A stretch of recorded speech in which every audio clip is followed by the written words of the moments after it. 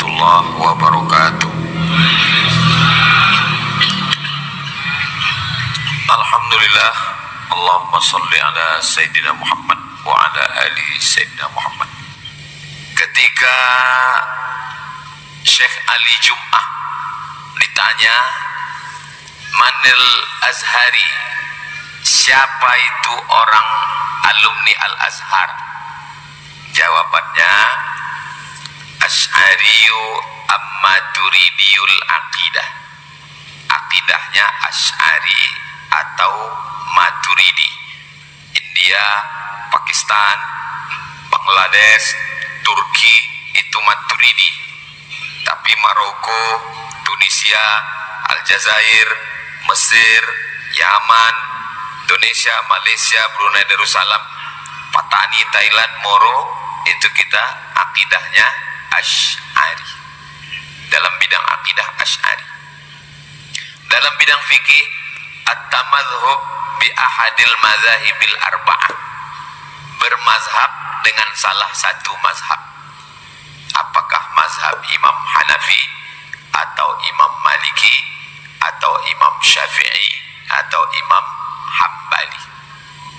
Turki, India, Pakistan mayoritasnya Hanafi. Maroko, Tunisia, Aljazair, Mauritania itu Maliki. Irak itu Hambali. Sebagian Hijaz Hambali. Najd Hambali. Sedangkan Yaman, sebagian Mesir, Asia Tenggara itu Syafi'i. Dalam bidang akidah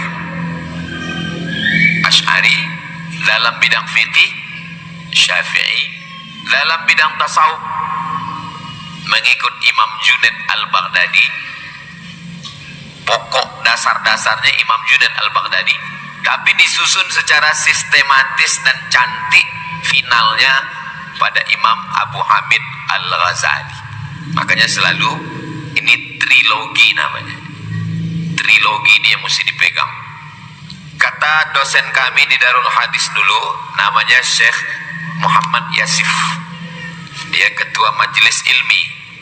Kata dia Maroko itu triloginya 3. Akidahnya Asy'ari, fikihnya Maliki, dan tasawufnya Junaid Al-Baghdadi dan Imam Al-Ghazali.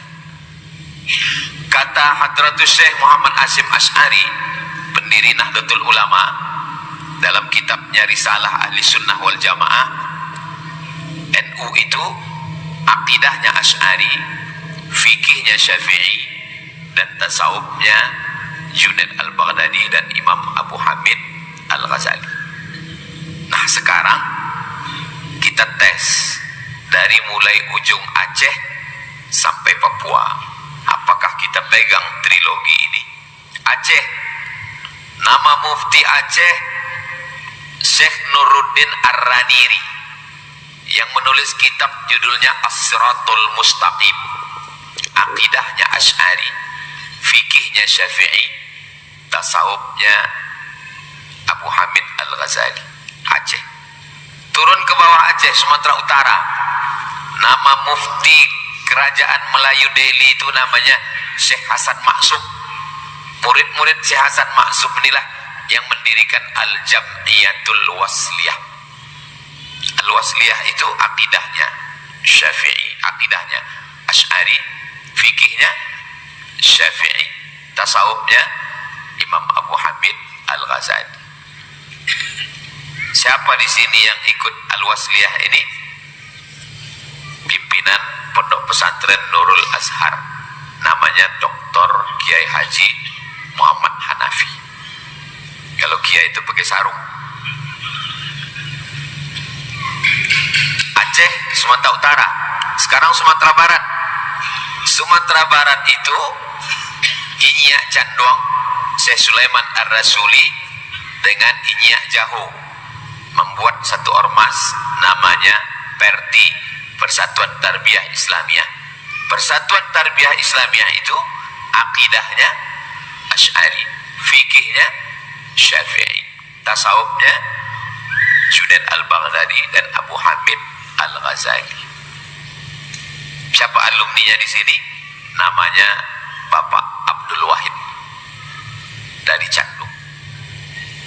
Lalu kemudian Riau. Riau ini tak ada ormas, tapi di Riau ini besar tarekat Naqsyabandiyah. Mengambil tarekatnya dari Jabal Abi Qubais. Nama mursyid yang mengasih tarekat itu turun ke muridnya namanya Syekh Sulaiman Zuhdi. Syekh Sulaiman Zuhdi ini punya murid namanya Syekh Ibrahim Al-Khalidi An-Naqsyabandi. Si Ibrahim ini punya anak perempuan namanya Hajjah Siti Fatimah. Hajjah Siti Fatimah ini punya anak laki-laki namanya Dr. Ahmad MSD. Akidahnya Asy'ari, fikihnya Syafi'i, tasawufnya Imam Abi Hamid Al-Ghazali. Aceh, Sumatera Utara, Sumatera Barat, Riau. Bagaimana dengan Palembang? Palembang itu ulama besarnya yang menulis kitab Sayrus Salikin, namanya Syekh Abdul Somad Al-Falembani. Syekh Abdul Somad Al-Falembani itu satu angkatan dengan Mufti Banjar, namanya Syekh Muhammad Arsyad Al-Banjari. Mereka sama-sama pulang dari Makkah naik kapal laut. Syekh Muhammad Arsyad Al-Banjari ikut turun di Palembang, lalu dia naik kapal lagi dan dia melanjutkan ke Kalimantan. Syekh Muhammad Arsyad Al-Banjari dengan Syekh Abdul Somad Al-Falembani sama-sama murid dari Syekh Muhammad Abdul Karim Samman, pendiri tarekat Sammaniyah di Madinah. Akidahnya Asy'ari, fikihnya Syafi'i, tasawufnya Abu Hamid Al-Ghazali. Sulawesi, ulama besar Sulawesi itu namanya Syekh siapa namanya? Syekh Yusuf Al-Makassari Tajul Khalwati. Syekh Yusuf Al-Makassari belajar kepada ulama Aceh sebelum pergi ke Makkah, namanya Syekh Abdul Raub As-Singkili. Jadi mereka udah punya jaringan Nusantara. Waktu itu belum ada Indonesia. Maka Syekh Yusuf Al-Makassari itu akidahnya Asy'ari, fikihnya Syafi'i, dan tasawufnya Junaid Al-Baghdadi dan Abu Hamid Al-Ghazali. Sumatera sudah, Kalimantan sudah, Sulawesi sudah, Jawa sudah, sekarang Papua. Saya sampai ke Papua.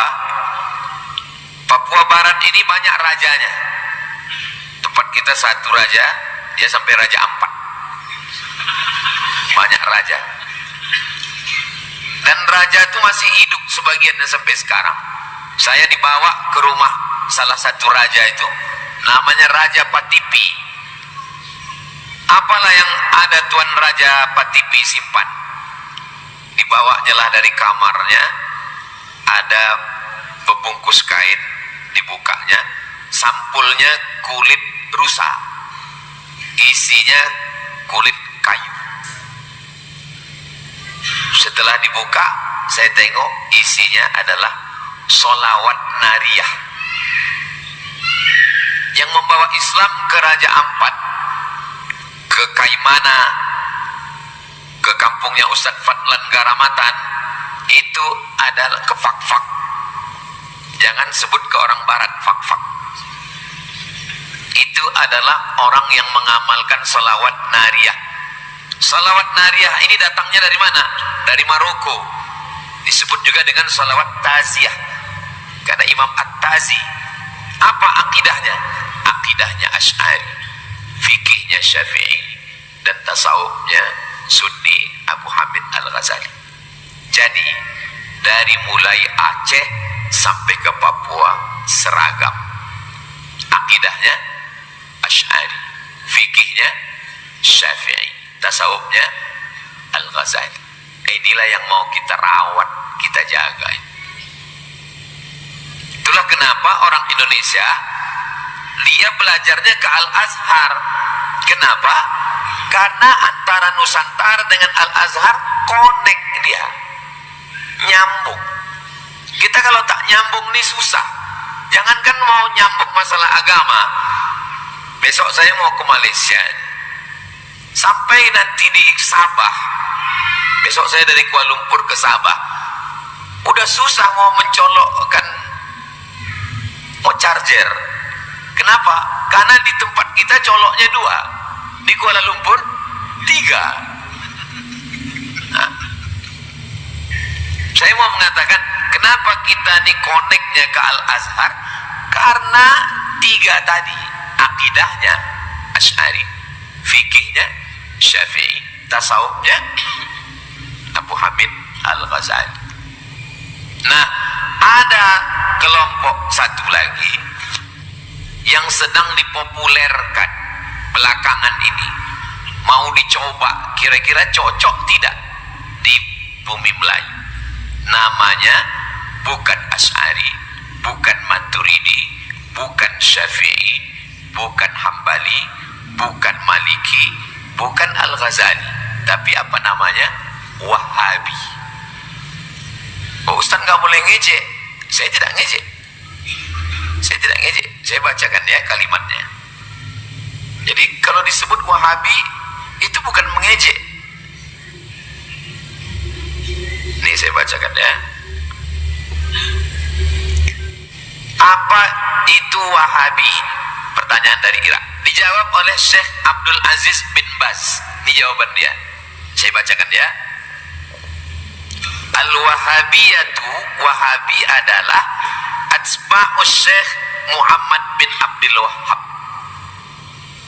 Jadi kalau saya misalnya dibilang, "Hei Abdul Somad Syafi'i," saya nggak marah karena saya ikut Imam Syafi'i. Maka jangan marah kalau, "Hei Wahabi."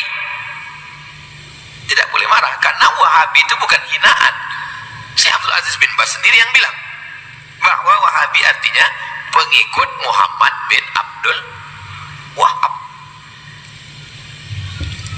Udah. Cocok tidak mazhab ini dikembangkan di Nusantara? Tidak cocok. Ustaz tahu tidak cocoknya dari mana? Karena sudah beberapa laporan mengatakan dia tidak connect, nggak nyambung. Ada jamaah kita tinggal di Garuda Sakti, nelpon saya malam-malam. Kata dia, "Tolong kasih solusi Pak Ustadz. Apa masalahnya? Keponakan saya ini ngikut ngaji ke Ustadz Wahabi. Terus sekarang dia mau bunuh-bunuhan sama bapaknya." Saya tanya, "Kenapa?" "Karena semua kaki celana dipotongnya." Kata bapaknya, "Yang beli celana itu aku. Kenapa kau potong?" Kata anaknya, "Kalau lewat di bawah mata kaki masuk neraka." Jadi dia nelpon saya, "Gimana solusinya?" Saya bilang, "Kalau kau biarkan 2 gendangnya, mati syahid mereka ini. Karena bagi anaknya membunuh orang kafir mati syahid. Ayahnya itu di mata dia kafir. Si ayah juga menggunting celanaku, berarti ku gunting juga kau." Jadi solusinya saya bilang, keponakanmu ini jangan kau biarkan dia serumah sama ayahnya, bawa dia balik ke rumah. Nanti kalau ada masalah telepon saya. Sudah 5 tahun nggak ditelepon, berarti udah selesai masalah. Biasanya jamaah itu menelpon saya kalau ada masalah. Itu satu contoh kasus. Kasus 2, bapak ini memasukkan anaknya ke sekolah Wahabi. Saya tanya, "Kenapa anak bapak di situ?" Kata dia, "Saya cuma mau ngambil hafalan Qur'annya aja." Saya cuma mau ngambil hafalan Qur'annya aja Pak Ustadz. Ya saya ini Ustadz yang lembut kan, nggak pernah saya mengasuh orang. Jadi saya bilang, "Iyalah, ambillah Qur'annya." Pas libur semester anaknya dibalik. Pas lagi makan, kata anaknya, "Ya, ternyata NU itu sesat, Muhammadiyah itu sesat, Perti itu sesat." Ustaz Somad tuh sesat gitu. Ditariknya anaknya. Dia lapor ke saya tanya, kenapa bapak tarik anak bapak? Untuk apa anak saya hafal Quran, hebat bahasa Arab, kalau memasukkan saya ke neraka? Jadi yang sudah teruji, yang 3 tadi dari mulai Aceh sampai Papua sudah ribuan tahun teruji. Yang 1 ini baru mau coba-coba dan kontra. Untuk di sekitar kita ini aja, Wahabi ini ada 3 kelompok. Ada 1 kelompok yang di Pekanbaru, ada 1 kelompok di Bangkinang, ada 1 kelompok yang dekat rumah saya. Dan 3 kelompok ini tidak bisa bersatu. Yang kelompok Bangkinang itu tidak pernah mengisi pengajian sekalipun di RC Abu Darda, tak bisa. Kenapa? Karena dia sangat eksklusif, padahal sesama Wahabi. Jadi kalau model begini yang mau dikembangkan, ini Pekanbaru ini bisa pecah berapa? Ini sebagai masukan ke Pak Gubernur. Nggak bisa dia membuat persatuan. Saya bisa ceramah di Masjid Muhammadiyah. Saya ceramah di Masjid Muhammadiyah belakang Ramayana, At-Taqwa belakang Ramayana itu, sampai saya minta mundurkan diri, bukan saya dipecat. Saya mengisi di Masjid Muhammadiyah yang ada di Jalan Paus itu sampai saya izin, Pak, saya tak sanggup lagi. Artinya kita bisa mengisi di masjid mana saja. Dia sesama masjid dia pun tidak. Yang dekat rumah saya itu tidak dipakai di Bangkinang dan tidak dipakai di Pekanbaru. Yang di Pekanbaru tidak bisa dipakai di Bangkinang. Dia sangat eksklusif. Jadi model beragama yang model mana yang mau dipakai? Membid'ahkan orang pada perkara yang khilafiyah. Maulid Nabi. Maulid Nabi itu ketika kita katakan kau buat maulid dia bid'ah, itu dengan mengatakan bid'ah itu sama dengan mengatakan berarti dolalah. Setelah dolalah berarti fitnar. Itu konsekuensinya itu 3. Itu kan fitnah ustad. Itu kan fitnah ustad yang mengatakan tadi anak kecil mengatakan ini sesat. Itu fitnah loh. Itu videonya yang viral. Video viral yang jenggotnya putih panjang itu bukan anak-anak, itu atu-atu itu. Yang bilang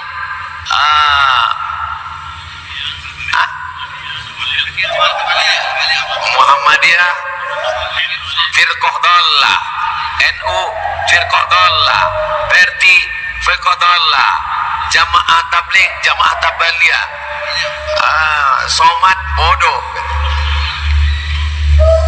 Tonton ada video. Itu bukan anak-anak, itu atu-atu. Atu-atu yang habis energi otaknya lari ke janggut karena terlalu panjang segini janggut. Yang sunnah itu adalah ikhfa'ul liha, uqsus syarib wa'ful liha. Yang sunnah itu adalah memelihara jenggot. Memelihara jenggot itu dipelihara khotbah, kemudian dipotong. Abdullah bin Umar. Kalau kita mau menjaga Islam, maka kita mesti jaga yang 3. Alhamdulillah, yang ini Asy'ari, Syafi'i, Al-Ghazali, yang Perti juga begitu. Bagaimana dengan Tuan Guru Bajang? Ada seorang laki-laki namanya Syekh Rahmatullah Al-Hindi. Syekh Rahmatullah Al-Hindi ini jago berdebat. Buku dia judulnya Izharul Haq, 2 jilid. Buku itulah yang dihafal oleh Ahmad Dedan. Akhirnya Ahmad Dedan menjadi pendebat luar biasa. Syekh Rahmatullah Al-Hindi diusir dari India karena dia mengalahkan pendebat-pendebat yang dari Inggris itu. Akhirnya dia lari ke Jeddah, lari ke Najd, Riyadh. Dari Riyadh dia ke Jeddah, dari Jeddah dia ke Makkah. Sampai di Makkah ada seorang janda kaya punya tanah. Nama perempuan itu Saula. Diwakafkannya lah tanahnya, berdirilah sekolah namanya Madrasah Saulatiyah. Saulatiyah ini akidahnya Asy'ari, fikihnya 4 mazhab, tasawufnya Sufi. Abu Hamid Al-Ghazali. Salah satu alumni dari Saulatiyah tadi pulang ke Sumatera, mendirikan pesantren tertua di Sumatera tahun 1912. Namanya Syekh Mustafa Husain Nasution. Itulah pesantren Mustafawiyah yang santrinya sekarang 12.000 orang di Purbabaru, Madinah, Mandailing, Natal. Salah satu dari murid alumni Saulatiyah tadi pulang ke Lombok, Nusa Tenggara Barat, mendirikan Nahdlatul Wathon. Sekolahnya sudah di 23 provinsi se-Indonesia. Lalu kemudian namanya Syekh Zainuddin Abdul Majid. Kemudian Syekh Zainuddin Abdul Majid tadi punya anak perempuan. Anak perempuannya itu melahirkan anak laki-laki, dikirim ke Al-Azhar, S1, S2, S3, doktor di Al-Azhar. Namanya Dr. Haji Muhammad Zainul Majdi, Tuan Guru Bajang. Jadi benteng-benteng Ahlus Sunnah wal Jamaah itu sedang menghadapi kelompok yang besar karena menggunakan alat multimedia, dan kita berhadapan dengan umat, mohon maaf, yang tidak mengerti. Saya ini kan orangnya gaptek, gak ngerti masalah laptop. Kalau saya tak ngerti laptop, saya pergi ke toko laptop. Yang laptop yang mana yang saya cari? Yang saya beli laptop yang paling cantik salesnya, kan? Kata dia, beli ini aja Pak, Bapak jangan beli Acer, karena Acer ini awas cepat rusak. Bapak jangan beli Asus, agak susah. Bapak beli ini aja. Itulah yang saya ikut. Inilah yang terjadi sekarang. SD tak belajar agama, SMP tak belajar agama, SMA tak belajar agama, kuliah, mata kuliah cuma 2 SKS PAI, lapailah PAI. Habis itu sibuk kerja, habis kerja nikah, punya istri, punya anak. Ketika umur 30-40 rindu kepada agama, nyari-nyari di internet, rencana mau masuk ke pondok, pondoknya roboh. Cari-cari di TV, mau pondok mana, dibilang kiainya ngambil amplop sesat, yang ditontonnya TV 7. Yang bagus kebetulan channel ini, akhirnya dia terikut. Itulah yang terjadi sekarang. Ini yang terjadi sekarang. Kalau Tuhan pergi ke Padang, jangan lupa membawa rendang. Saya ini sebetulnya nggak boleh panjang-panjang, karena makan di bawah sudah teridang. Assalamualaikum warahmatullahi wabarakatuh. Pemirsa yang dirahmati Allah Subhanahu wa Ta'ala, itu tadi penjelasan dari Ustadz Abdul Somad tentang trilogi Ahlus Sunnah wal Jamaah. Apa saja trilogi Ahlus Sunnah wal Jamaah? Sebagaimana tadi yang disampaikan oleh beliau, bahwasanya yang disebut dengan Ahlus Sunnah wal Jamaah yaitu dalam bidang tauhidnya, yaitu mengikuti tauhid dari tauhid yang digagas oleh Imam Abu Hasan Al-Asy'ari dan Abu Mansur Al-Maturidi. Kemudian yang disebut dengan Ahlus Sunnah wal Jamaah dalam bidang fikihnya, yaitu mengakui atau mengakomodasi dari 4 madhab, diantaranya yaitu madhab Hanafi, Maliki, Syafi'i, dan Hambali. Kemudian dalam bidang tasawuf, ini yang disebut dengan Ahlus Sunnah wal Jamaah, yaitu mengakomodasi tasawuf yang sempurna atau tasawuf yang seimbang antara dunia dengan akhir, tasawuf yang lurus, yaitu tasawuf yang sesuai dengan ajaran Islam. Siapa penggagasnya? Yaitu tasawuf yang digagas oleh Imam Al-Ghazali dan Imam Abu Junaid Al-Baghdadi. Nah, itulah disebut dengan trilogi Ahlus Sunnah wal Jamaah. Jadi yang disebut dengan Aswaja, yang mengikuti tauhid yang digagas oleh Abu Hasan Al-Asy'ari dan Abu Mansur Al-Maturidi, bukan tauhid yang digagas oleh Ibnu Taimiyah. Di antaranya tauhidnya Ibnu Taimiyah membagi tauhid menjadi tiga, yaitu tauhid. Ada tauhid uluhiyah, rububiyah, asma wa sifat. Ini jelas sebuah tauhid yang menyimpang dari tauhid yang diajarkan oleh Rasulullah sallallahu alaihi wasallam. Kemudian tadi dijelaskan tentang jejaring ulama-ulama Nusantara yang ini terkoneksi dengan ulama Al-Azhar, karena kita tahu ulama Al-Azhar ini juga dalam bidang tauhidnya mengakui tauhid yang digagas oleh Imam Abu Hasan Al-Asy'ari dan Imam Abu Mansur Al-Maturidi. Kemudian juga kita mengakui antara lain yaitu 4 madhab, dan kemudian juga mengakui adanya tasawuf yang digagas oleh Imam Al-Ghazali dan Abu Junaid Al-Baghdadi.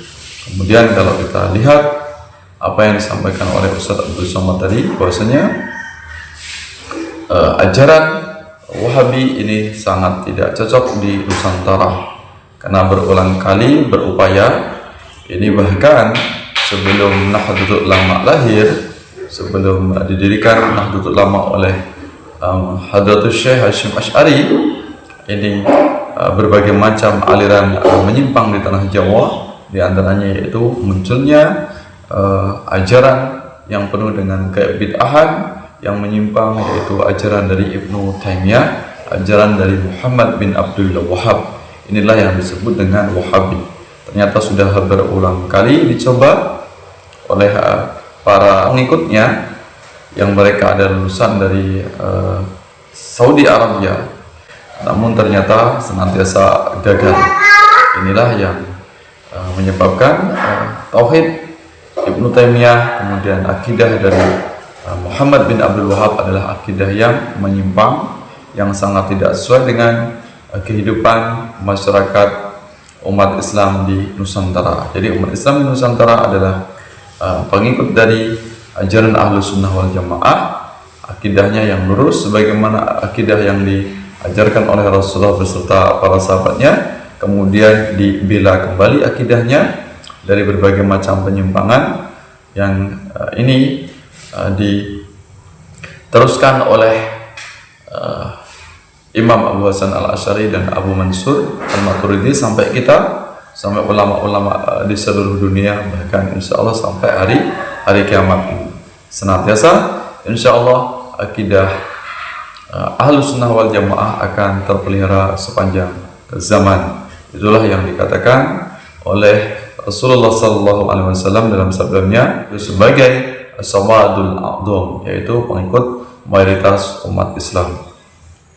Mudah-mudahan kita senantiasa mengikuti ulama Ahlus Sunnah wal Jamaah, terselamatkan dari faham sesat atau faham yang menyimpang, di antaranya faham Syiah, juga faham dari ajaran Muhammad bin Abdul Wahhab yang disebut sebagai Wahabi. Wallahu a'lam bishawab. Wassalamualaikum